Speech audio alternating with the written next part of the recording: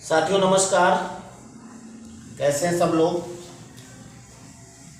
हिंदी में हम आप लोगों को हिंदी साहित्य का इतिहास पढ़ा रहे हैं इस समय। उसमें पिछले भाग में हमने गोरखनाथ पर कुछ चर्चा की थी और अब बारी आती है गोरखनाथ के साहित्य के बाद जैन साहित्य की।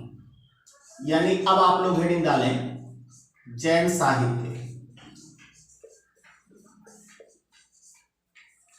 देखिए जैन साहित्य के अंतर्गत आपने कवि का नाम सुना होगा स्वयंभू। यही प्रसिद्ध कवि हैं। तो स्वयंभू के बारे में कौन कौन से क्वेश्चन होते हैं वो आपको लिखना है। तो जैन साहित्य में सबसे पहले जैन परंपरा के जो सबसे पहले कवि थे वो स्वयंभू थे। स्वयंभू। तो इसी पॉइंट से शुरुआत करते हैं। पहला पॉइंट आप लोग लिख लीजिए कॉपी में। लिखो जैन परंपरा के सर्वप्रथम कवि, चले जाओ, जैन परंपरा के सर्वप्रथम कवि स्वयंभू हैं। जैन परंपरा के सर्वप्रथम कवि स्वयंभू हैं।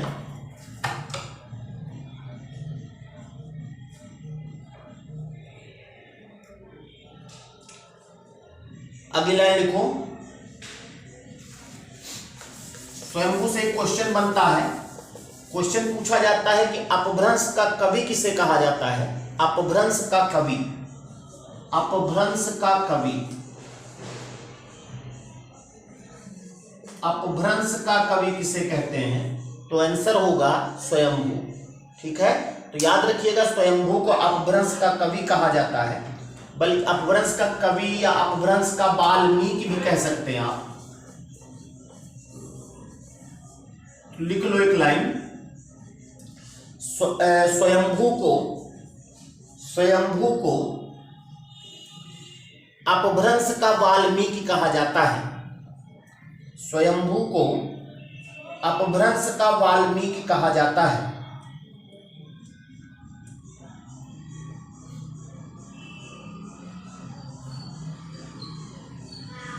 स्वयंभू को अपभ्रंश का वाल्मीकि कहा जाता है।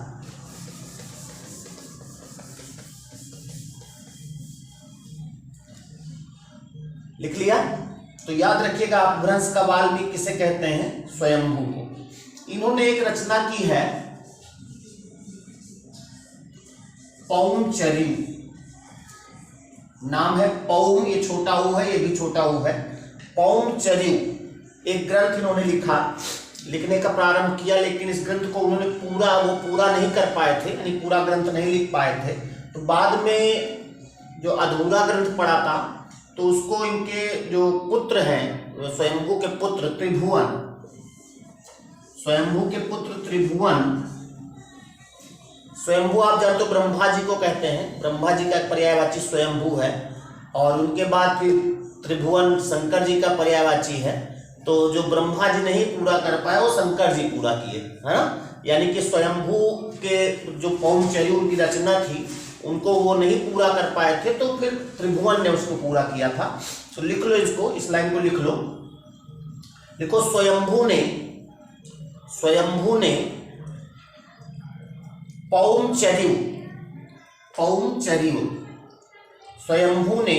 पौंचर्यू नामक ग्रंथ की रचना प्रारंभ की थी।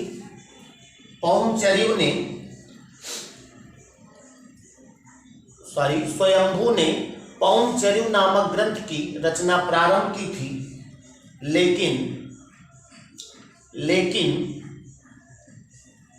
उसे पूरा नहीं कर पाए थे।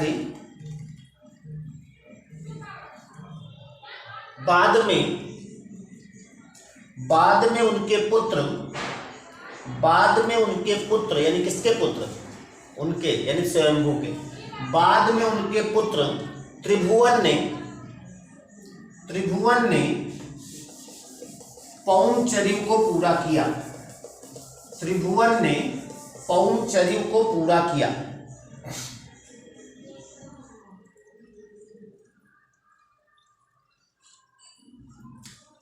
जैन साहित्य में बहुत सारी काव्य शैलियां हैं। जैसे एक काव्य शैली है आचार,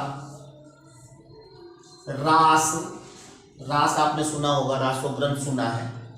फाग, अपने उत्तर प्रदेश में फाग कहते हैं, लेकिन जैन साहित्य का फाग कहा जाता है। फाग, फाग जो होली के समय फाल्गुन में गाया जाता है। चरित, ये आज जो शैलियां हैं ये जैन साहित्य से ही प्राप्त होती हैं। इसमें सबसे लोकप्रिय शैली जो है वो रास है।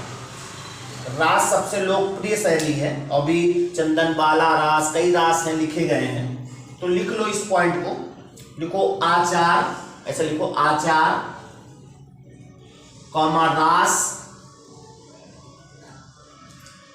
कॉमा फाग तथा चरित आदि, तथा चरित आदि विभिन्न काव्य शैलियां, विभिन्न काव्य शैलियां,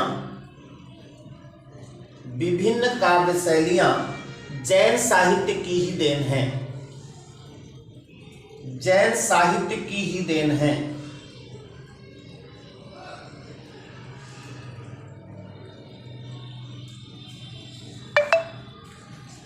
आगे लिखें, इनमें सबसे लोकप्रिय शैली, इनमें सबसे लोकप्रिय शैली रास है। सबसे लोकप्रिय शैली कौन सी है? रास।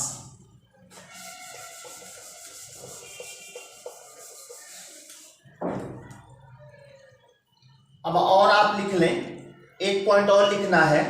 जैन कवियों ने, जो जैन कवि हुए हैं, जैन कवियों ने कृष्ण गाथा को, जैन कवियों ने कृष्ण गाथा को, जैन कवियों ने कृष्ण गाथा को हरिवंश पुराण कहा है। जैन साहित्य, जैन कवियों ने कृष्ण गाथा को हरिवंश पुराण कहा है।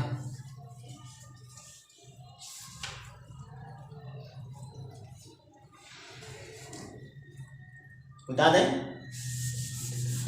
तो हरिवंश पुराण किसे कहा गया? कृष्ण गाथा को हरिवंश पुराण कहा गया, जैन कवियों ने कहा है। अब आप हेडिंग डालो, जैन साहित्य के प्रमुख ग्रंथ। जैन साहित्य के प्रमुख ग्रंथ, प्रमुख ग्रंथ, जैन साहित्य के प्रमुख ग्रंथ। तो आपको ग्रंथ भी लिखना है, उनके राइटर भी लिखना है, और अगर कोई बात है उसमें तो वो भी लिखना है। जैन साहित्य के प्रमुख ग्रंथ। सबसे पहले जैन साहित्य का प्रमुख ग्रंथ आप जानते हो, श्रावकाचार। श्रावकाचार लिखा किसने इसको? देवसेन ने। देवसेन ने। तो श्रावकाचार के रचयिता कौन है? देवसेन। लिख लिया, श्रावकाचार देवसेन, श्रावकाचार देवसेन। नोट करके एक पॉइंट लिखो, नीचे एक पॉइंट लिखो, देवसेन द्वारा रचित, देवसेन द्वारा रचित श्रावकाचार नामक ग्रंथ में, देवसेन द्वारा रचित श्रावकाचार नामक ग्रंथ में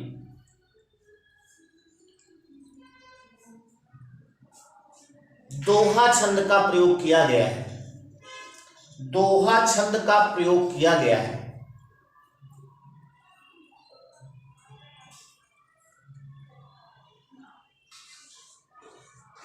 आगे लिखो, उसी लाइन में लिख, अगली लाइन से लिख लो, दर्शनसार, दर्शनसार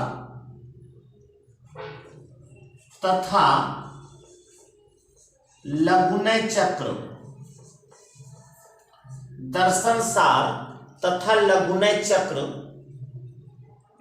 नामक रचनाएं भी, दर्शनसार तथा लघुनय चक्र नामक रचनाएं भी आचार्य देवसेन ने की है। आचार्य देवसेन ने की है। तो ये श्रावकाचार्य भी देवसेन का है, दर्शनसार भी और लघुनय चक्र भी, ये देवसेन ने लिखा है।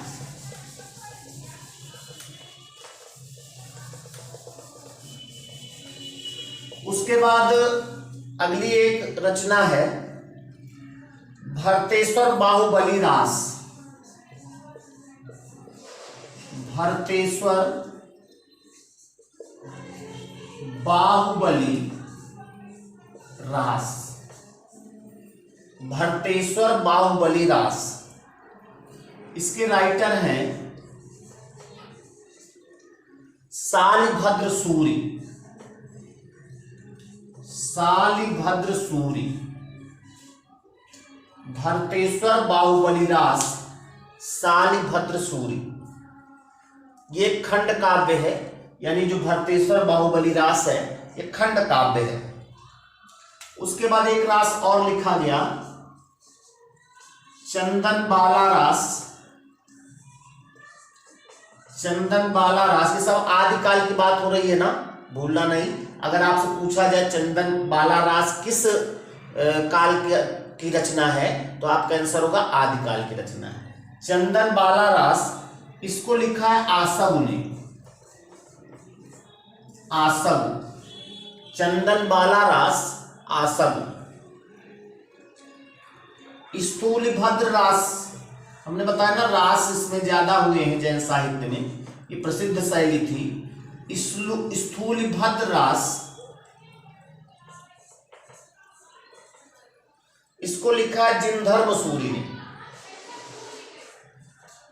जिनधर्म सूरी। सूरी नहीं है, शेर शाह सूरी वाला नहीं लिखना, सूरी सूरी है, रा में छोटी की मात्रा। तो स्थूलभद्र रास जो है जिनधर्म सूरी ने लिखा है। उसके बाद एक रेवंत गिरिरास है। रेवंत गिरिरास, इसको लिखा है विजय सेन सूरी। विजय सेन सूरी, ये भी पूछा जा सकता है विजय सेन सूरी किस काल के कवि थे, जिनधर्म सूरी किस काल के कवि थे। इसके साथ कैसे भी घुमा के सवाल आएगा, आप कर लेंगे। और एक नेमिनाथ रास है। नेमिनाथ रास, इसको लिखा है सुमति मणि ने। सुमति मणि कवि हैं, सुमति मणि। इसको लिख लिया होगा आप लोगों ने। भरतेश्वर बाहुबली रास शालिभद्र सूरी, चंदन बाला रास आसव लिखे हैं, स्थूलभद्र रास जिनधर्म सूरी, और रेवंत गिरिरास विजय सेन सूरी, और नेमिनाथ रास सुमति मणि। हो गया, बता दें, वेरी गुड। उसके बाद फिर बहुत आवाज हो रही है, थोड़ा सा बगल में बच्चे हैं, खेल रहे हैं, तो क्या कर सकते हैं। एक है देसी नाम माला, एक रचना है देसी नाम माला।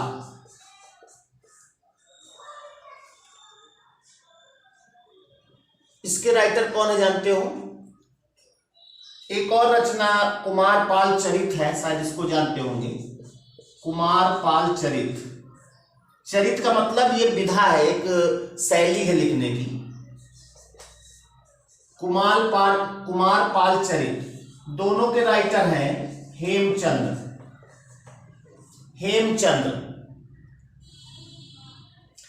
देसी नाम माला, कुमारपाल चरित, हेमचंद्र। हेमचंद से याद आया, अभी आपने एक लिखा था अपभ्रंश का वाल्मीकि किसे कहते हैं। तो जो हेमचंद्र हैं इनको प्राकृत का पाणिनि कहा जाता है। प्राकृत का पाणिनि, पाणिनि जानते होंगे आप लोग। तो ये अगली पॉइंट लिख लो, एक हेमचंद्र को प्राकृत का पाणिनि कहा जाता है। प्राकृत का पाणिनि कहा जाता है। हेमचंद्र को प्राकृत का पाणिनि कहा जाता है। आप लोगों से निवेदन है, सभी लोग हमारे बच्चे हो, स्टूडेंट हो, थोड़ा सा आप कहा मान लीजिए, वीडियो को शेयर जरूर कर दीजिए। और क्योंकि आप लोगों की वजह से ये वीडियो मार्केट में जाएगा, शेयर कर दीजिए। और जो आपसे हो सकता लाइक तो जरूर कर दीजिए। एक कमेंट जरूर डाल दीजिए करिए, कुछ भी कमेंट में लिख दीजिए, कुछ भी आप एक कमेंट जरूर डाल दिया करें, ठीक है। तो अब हम आगे अगले भाग में आपसे रासो ग्रंथ की बात करेंगे, जो जैन साहित्य के अंतर्गत ही है। और उसमें बहुत सारे रासो होंगे, खुमार रासो, परमाल रासो, अलग अलग रासो के राइटर के नाम होंगे, उन पे जो जो पॉइंट बनते हैं वो हम बात करेंगे। आज की क्लास यहीं तक, मिलते हैं अगले वीडियो में, तब तक के लिए नमस्कार।